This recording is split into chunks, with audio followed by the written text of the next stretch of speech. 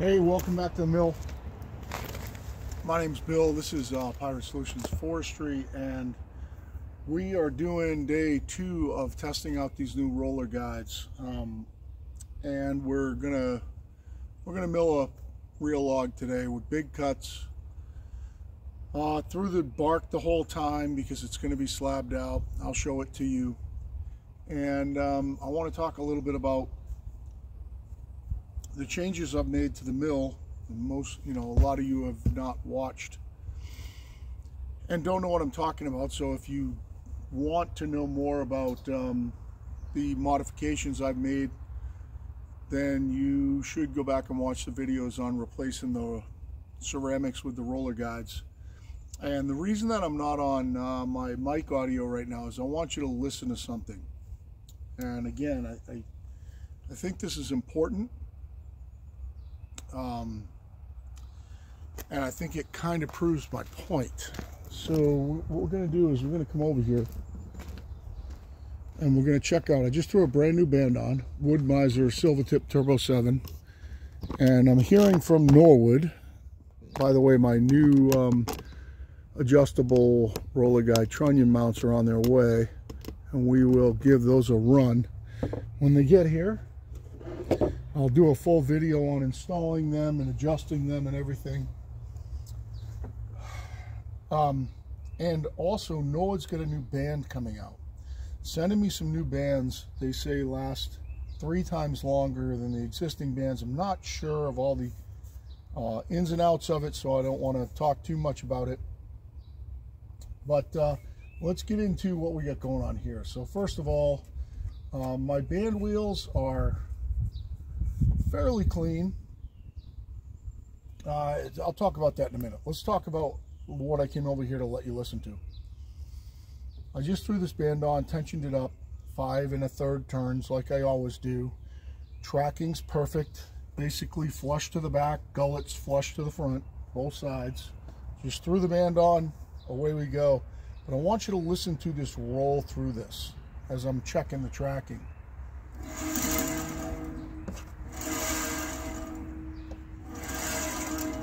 Maybe I hope I'm not in your way. Let me let you see that. Look at how well that rolls through there. And just listen to it, how even it is and smooth it is. This clutch is lined up perfect. There's no misdirection in the belt. So if you didn't watch the video on putting that new clutch on, you should watch that. It's turning effortlessly. You can just tell by the sound of it at how well this is set up right now. And I don't know if you can see my face, but let me back you up here. So we're going to talk about a couple other things too. This is set up perfectly right now. This is what you should want, effortless, at full tension. You know, I can do it with my pinky. Effortless turning, it's in perfect alignment. These roller guides are rolling beautifully. They got great down pressure on them. I can't tell you guys how much stiffer this band is in here with the down pressure on it versus the ceramics. Now I got to try real hard not to shit on. I don't want to shit on Norwood ceramics, okay, because they do have their place. I think in hobby milling, if you're milling just every now and then, you're doing a few things here and there, I think the ceramics may be a little simpler. These seem simple, but the adjustments, we start to get into a bunch of different things on adjustments. And I believe that for somebody who saws and somebody who's been sawing a long time, these are more simple because these are probably what you've had. But I think maybe for a hobby sawyer, the ceramics are safer. They're easier to mess with. But the difference in how stiff this band is right here with the down pressure, is unbelievable. It's going to run straighter. And since I have everything set up so well, it's going to run better. I was surprised that the band that I've been running forever, I can still read the etching, the Wood-Mizer etching on the outside of that band. I'll show you. And that's something that the ceramics would wipe off. So it starts to lead into that whole heat thing, you know, what's hotter, what's not. And so I hope you can see this. Let me get my hand in there. Hold on, let me get, see if I can find a better direction so you're not in the sunlight funny. But I can still read the Wood-Mizer Turbo 7.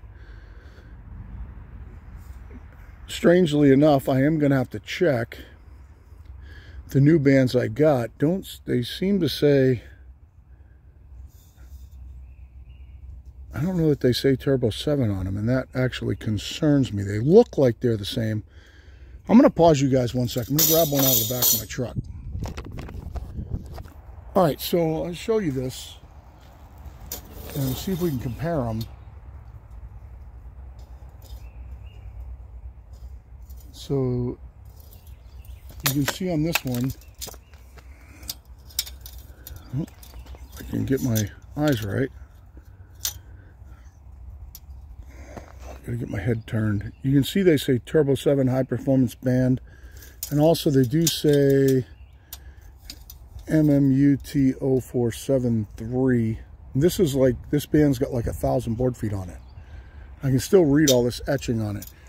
This one says silver tipped carbon bandsaw blade ID 7WM4. So it's really interesting whether these are the same band. They look the same. The, you know, tooth profile looks the same. 0474.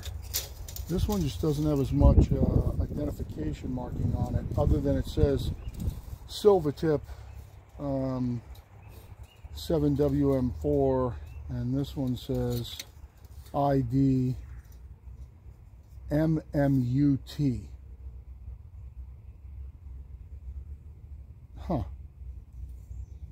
So I'm not really sure if there's any difference, but there does not appear to be. They look exactly the same. Tooth profile, gullet profile. So anyway, I'm running one of these new ones, the silver tip 7 degree. Whether they're a Turbo 7 or not, I don't know. They look to be the same. And also I want to talk about the mill and some changes I've made to it, but for now I'm going to pause you guys. I'm going to throw that log up on the mill, get this mill ready to go, and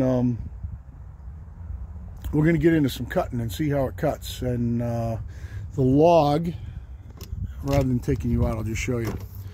Now I'm not sure whether it's a red oak or a black oak. I believe it's one of the two. There is some dirt on it. I believe it's a black oak. One of the ways that you can tell the difference is in the cambium layer, I believe, is this orange underneath the bark. I think denotes a black oak. And sometimes there's a yellow streak in here also. And I think it's where that black streak is, where it's just a little bit older and it's kind of gone away. But I think it's a black oak. There is, as you guys, hopefully you guys can see, there's a bunch of dirt in this log that I'm gonna have to try to mitigate. There's no black staining on it. He wants it slabbed into 6/4 slabs. Now I can be a douchebag and turn this, really I could turn it horns up and end up with less wood, or I can be a champion and keep it bent like that and they'll get more wood. We're going to see how it sits on the mill. It sucks because it's just less than 8 feet, so it will not fit between my bunks. I'm just going to have to set it on those two.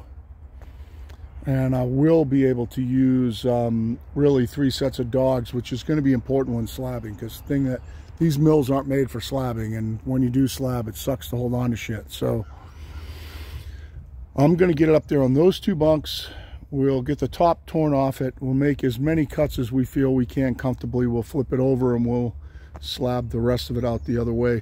And we're going to see how this band runs and how our new roller guides run in oak. Either black oak or red oak, but I believe it's a black oak. It's tough with the bark. It's got black oak bark, which is in the red oak family. But the problem is as red oak gets older, red oak develops that bark as well.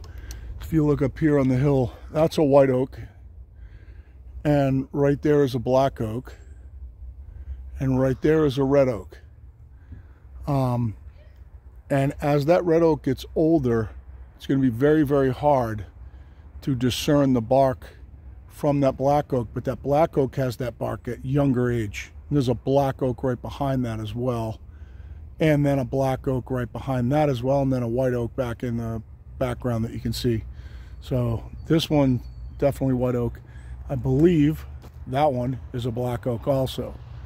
But that red oak right there will end up with kind of black oaky bark later in its life. So it's tough to tell from bark. You can't. It's impossible for me just to look at it and say that's what it is. It doesn't work that way. It is a red oak. I don't know if it is red oak and not black oak, or scarlet oak. Could be a scarlet oak too. We'll know better when we cut it open. One of the problems with black oak is black oak looks a lot like red oak when you cut it. So we'll make our best determination when we cut it. But for now, I am going to pause this thing. When I come back on, I'm going to have audio. That log will be on the mill and we'll be kind of ready to go.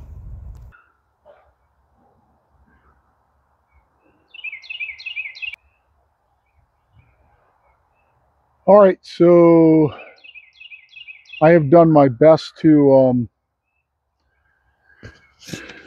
de-dirt this log. It doesn't look like I'm able to add audio after, so I'll try to. Actually, it might not be bad because you'll be able to hear the mill. I'm going to make my top cut at 15. If my audio is not working, I apologize. You'll still be able to hear me, hopefully. I'm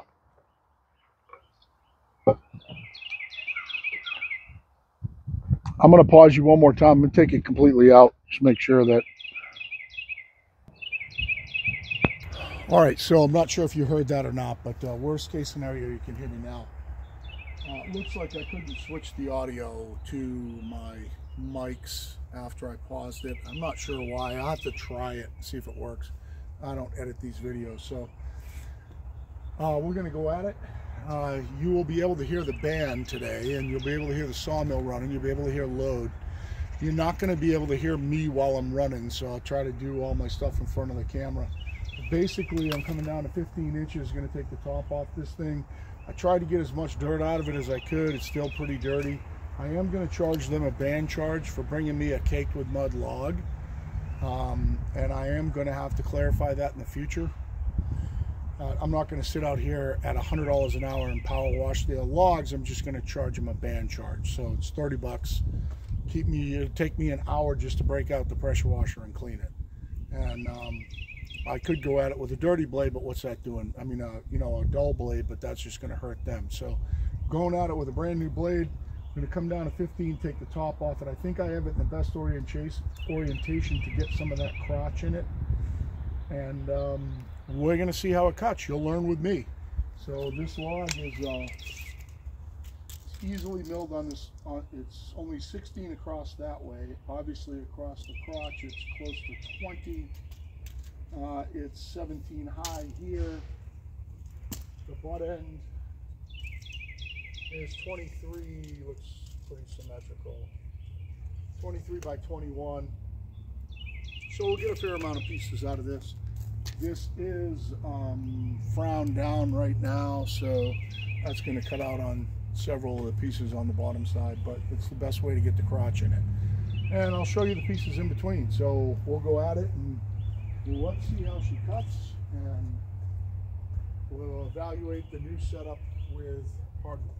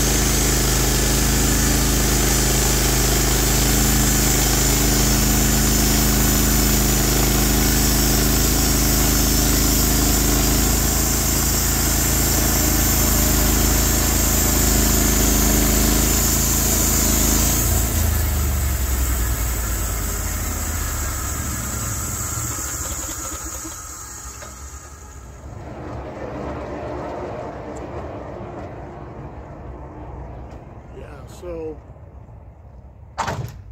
I'll show you the cuts. So let me grab out my scraper. Guys, I don't even know what to say anymore. I really don't.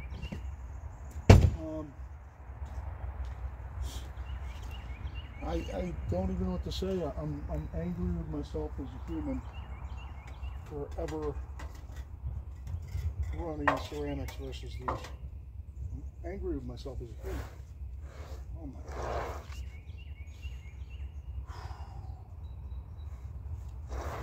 Just angry with myself as a human. So it's definitely in the red oak family. We know that. It's not a white oak. It appears to be a black oak.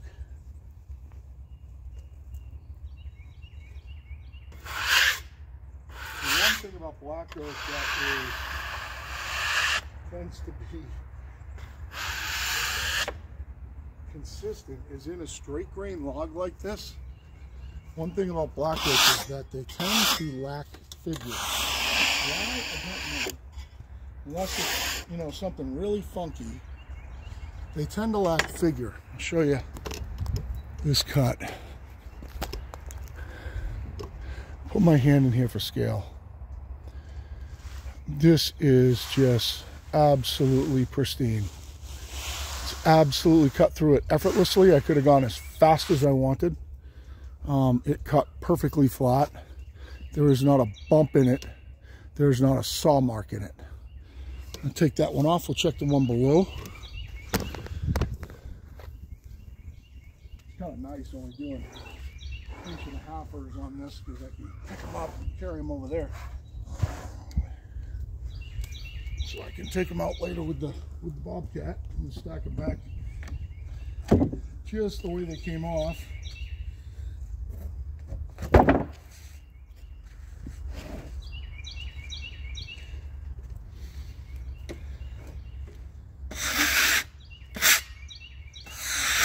Show you the bottom of this thing.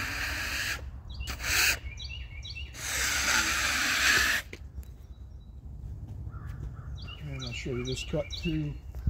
I think it's important. Normally I don't like to do the whole cut reveal thing, but I think it's important because what we're trying to do right now is we're trying to determine how this new setup cuts, and it's kind of the whole purpose of this this procedure here.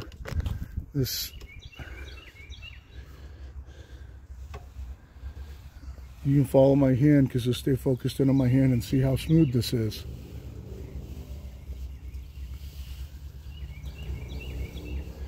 And you can tell by the way it sounded. You can tell by how smooth this is that not only did it cut great, it cut exceptional. There's all kinds of medullary rays through there and then out through, I don't know if you can see them in the crotch right there, radiating out from that crotch. And they were all down this side right here at an angle like that.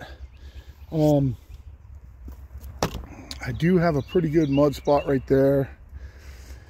I think what makes the most sense right now is just to flip it over and finish it. I could take one more piece off.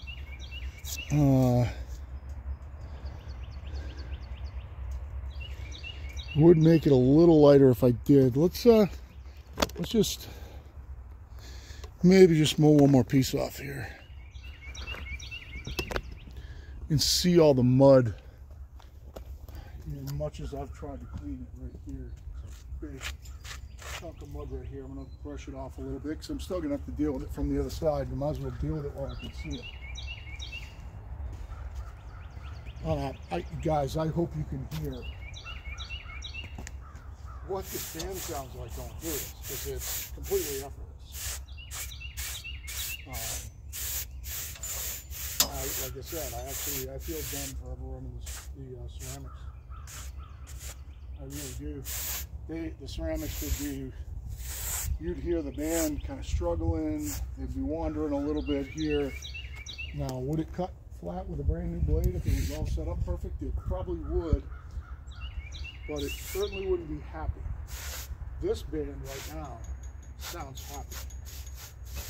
So let's take another 1.5 inches out of it, make it a little lighter to flip over. It's still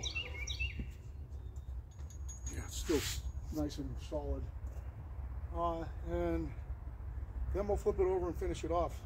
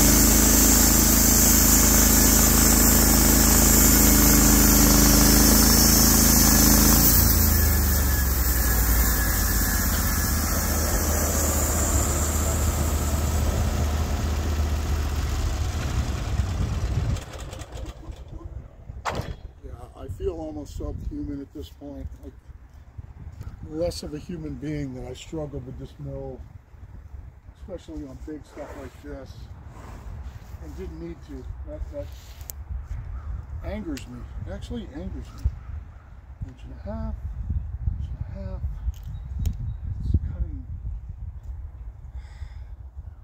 It's cutting just effortlessly. Absolutely effortlessly. Wait till you see all the rays in this slab.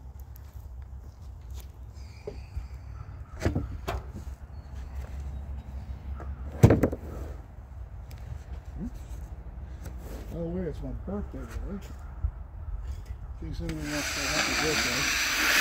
One thing you should do in oak, if you can, especially if you're running a leaf shaft, which you're not, you really should clean them off so that you don't get little black marks all over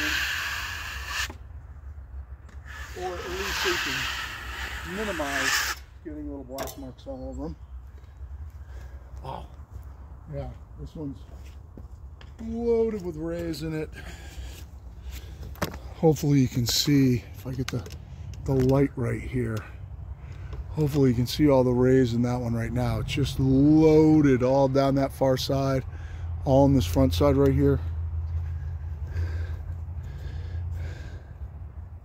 Oh, you can kind of see them shining through here. And again, just smooth as silk. You can see all the rays. I don't know how the camera picks it up versus my eyes. Radiating out from that, both sides. It's beautiful. Absolutely beautiful. Absolutely just as smooth as you possibly could ever pray for in a cut. I mean, it's just amazing. Look at all the rays there. And all on this side, all through here. And if you look right here, if you see that yellow layer, that is your telltale sign of a black oak, I believe. Right below the cambium layer, that yellow layer right there. Yep, you can kind of see it here too. That yellow layer right there is your telltale sign of a black oak. And you can see how red it looks like. It looks like a red oak. Red oaks tend to be a little, look at the rays in this. Red oaks tend to be a little more twisty. So I would expect that a red oak of this size with that limb sticking out might have a little more figure. But the black oaks tend to be more straight grained. I'm going to pause you guys where I flip this over. And we'll cut out the other side. All right, so we're going to go back at it. We pretty much flip right over. No problems. I've got everything all the way down basically, except for my clamps are up a couple inches. I might have to reclamp it. This center here is just about 10 inches high. I think my first cut's going to be about 9. Yeah, this is going to be, with this bend and this setup, this is going to be a short procedure. I'll guarantee you guys, if I was running the ceramics, even if they were set up right, this would not go like this. I'm sorry to Norwood for saying that. Norwood's got the new roller guide setups coming out. I got a set on the way with a fully adjustable. If you have this mill, I would suggest ordering it, because this actually makes this fun, cutting a big log like this. It was never fun before. This makes this fun. So I'm going to come down to 9, skim the top off, I think, and might even be a little lower than that, but we'll try it at 9 first. We'll see what happens.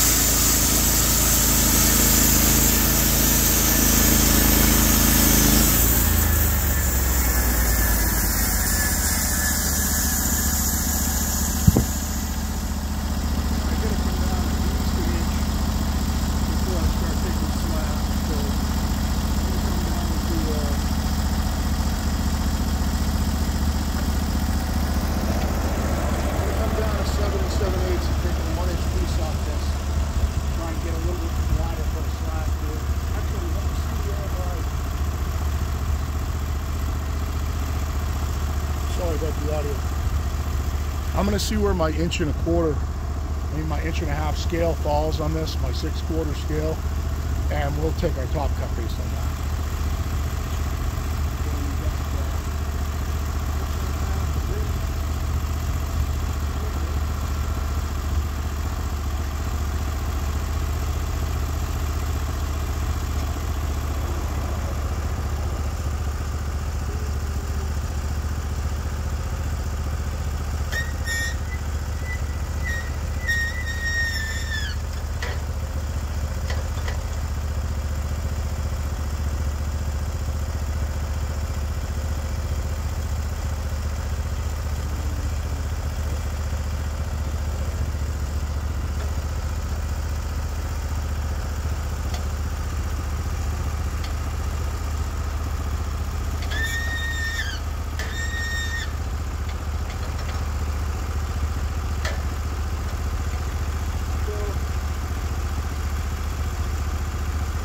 Take it off right here, it'll give me 1 1/2 slabs through the rest of that block. I'll take a couple off, then re-dog it, and then I can do the rest of that.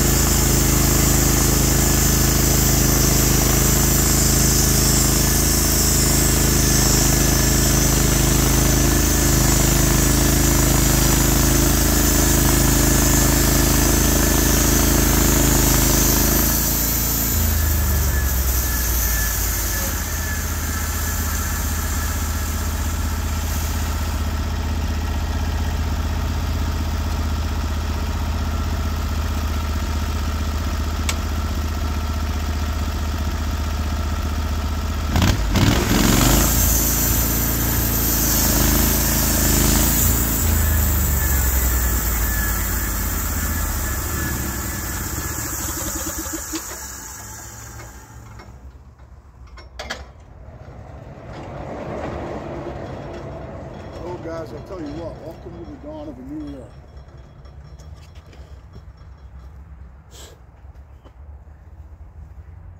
Six-quarter in a black oak of that size. Cuts down this end guard.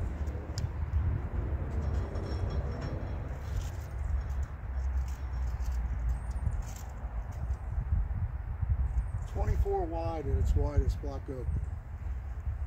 Cut through like it wasn't there. I could have gone, I mean, I could have pushed it harder.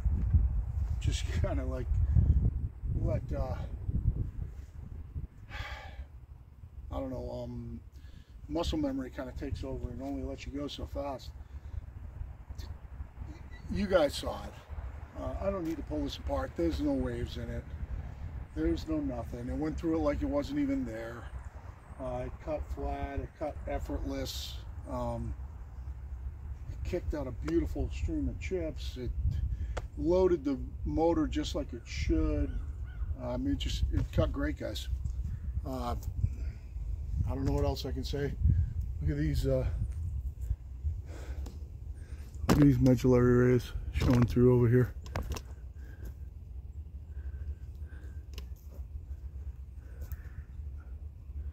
These are going to be beautiful pieces. Look at the rays here.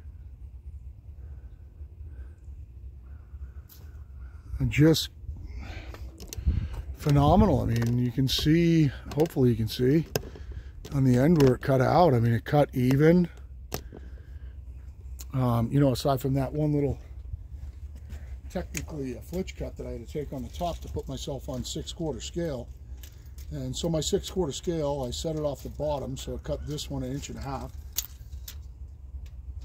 You know, guys, I don't know what to say, guys. Look at that, 1.5 inches. And you're setting these by eye, you know? I mean, it's perfectly 1.5 inches.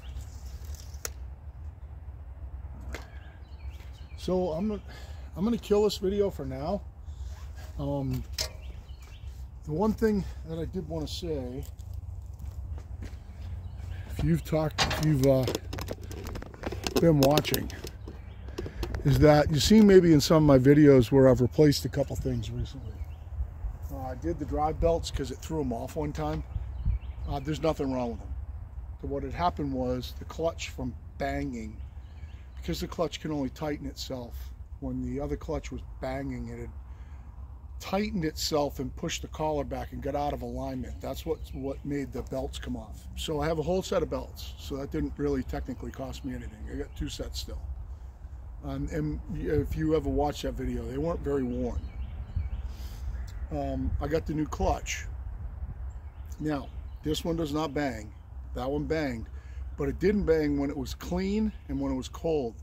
So I still have a backup if this one ever blows up. So really, technically, I haven't really cost myself anything. Nothing on that other clutch failed. In other words, the only 2 things that can fail in that clutch are the springs, and they're both still good, or the bearing, and it's still good. It's just got something to do with the way that the clutch shoes expand when it gets hot.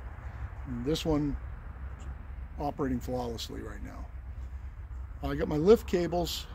These ones still haven't broken. And I got my roller guides, but I still have my ceramics.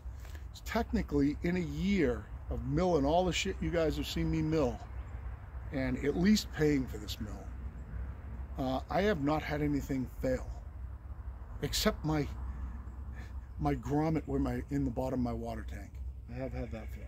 Other than that, nothing's failed on this mill.